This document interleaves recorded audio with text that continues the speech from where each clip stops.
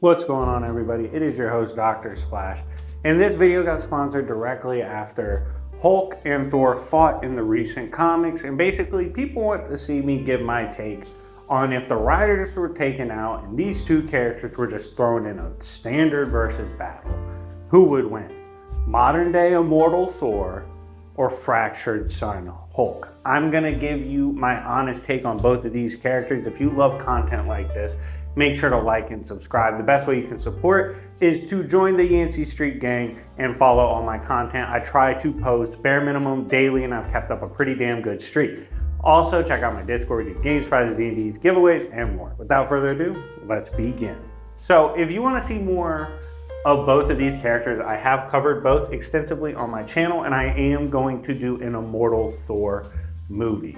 Now, to start with Immortal Thor, this is a character, essentially take base 616 Thor, and I'm going to tell you exactly how he's amped up and what he scales to. Now, base 616 Thor, who already has scaling of hurting Galactus, several wins over Silver Surfer, standing up the Sentry. He has plenty of outerversal feats, taking on these characters that are threats to entire multiverses.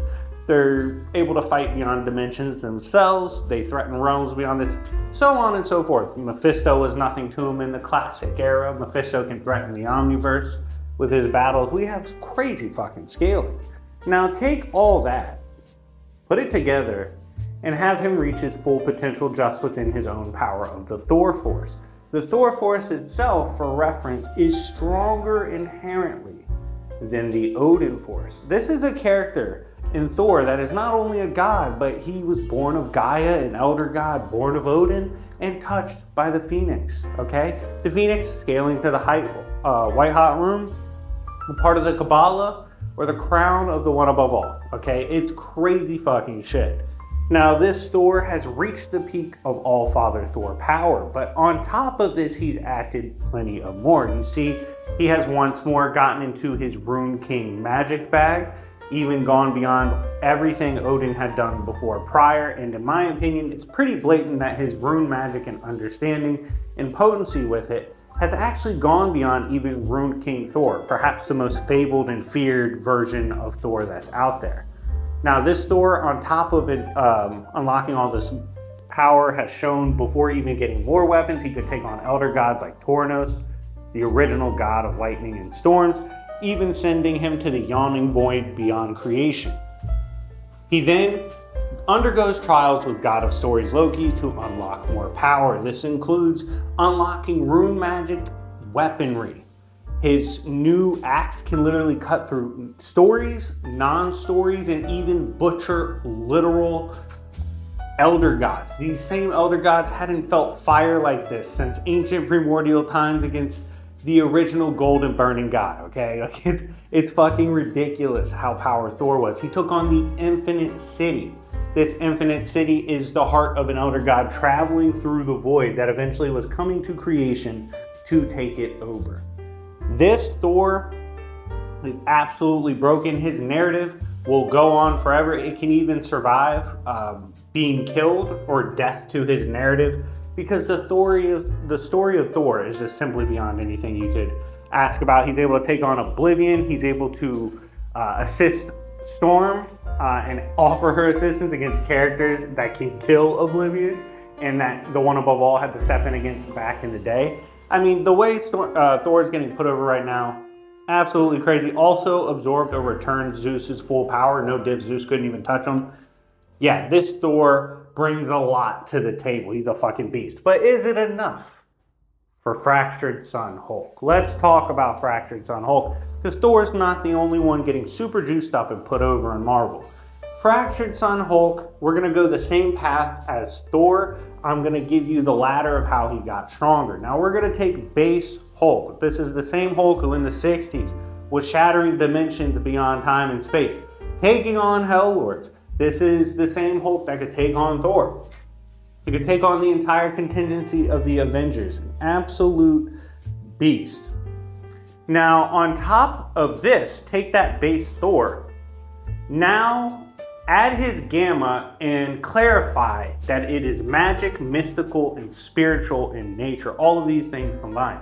In fact, His power comes from the One Below All himself. The One Below All, or Toba, having been split off from the One Above All back in the day because he's literally the anger and rage, and Toba was ashamed of it. This Below All gave his fractured son the power, but on top of this, Hulk also possesses the God Flesh from the Mother of Horrors.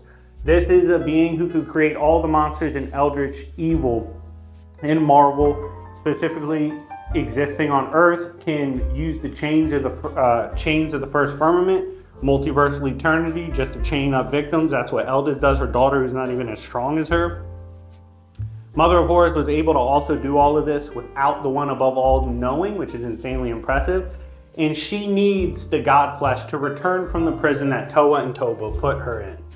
Hulk possesses the power to put down Eldis and is actually a threat to Mother of Horrors. He's able to put down a being that Man-Thing, the protector of the Nexus, was not able to do with the Nexus, containing infinite realities, universes. This Hulk is absolutely broken. Magic that used to work on him and should have worked on him doesn't work on him anymore, according to Brother Voodoo.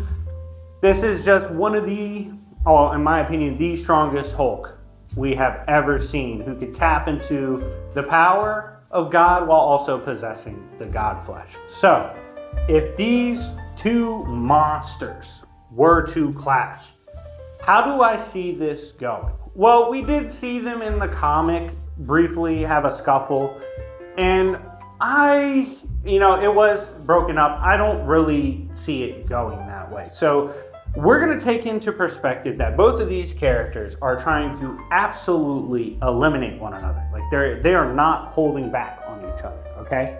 They're in their bags. I will say this. First thing I'll worry about for Thor, how many hits can he take from Hulk? I don't give a fuck what anybody says. Not many characters in fiction right now are taking many punches from a fully raging, current, fractured son Hulk. That's just not gonna happen. I think he could take some hits. I don't think he can just stand there and face take a bunch of uppercuts, bus driver fucking uppercuts from Hulk. I don't see that happen. But Thor has some things going his way. He not only has Mjolnir, he now has his new hammer. A hammer that cuts through stories, non-stories, mysteries, elder gods, all that shit. That shit should at least be able to cut through Hulk. Now, I'm not saying it's going to put him down, but it's going to be able to cut him for sure. We also have Mjolnir still in play. All the storms that can fill literal entire realms he can summon and drop on Hulk. Probably won't put him down, but it's annoying as fuck. He can destroy the planets they are standing on and go to the next planet. He can cut Hulk up and send him through the yawning void, forcing Hulk to have to not only recover, but find a way back from the yawning void outside of creation. There's actually a ton of ways for Thor to incapacitate or get rid of Hulk in this scenario. I think both scale somewhat relative these days. Both have absurdly impressive feats. In terms of raw AP, I might still slightly favor Hulk, but the bag of tricks absolutely goes in the favor of Thor.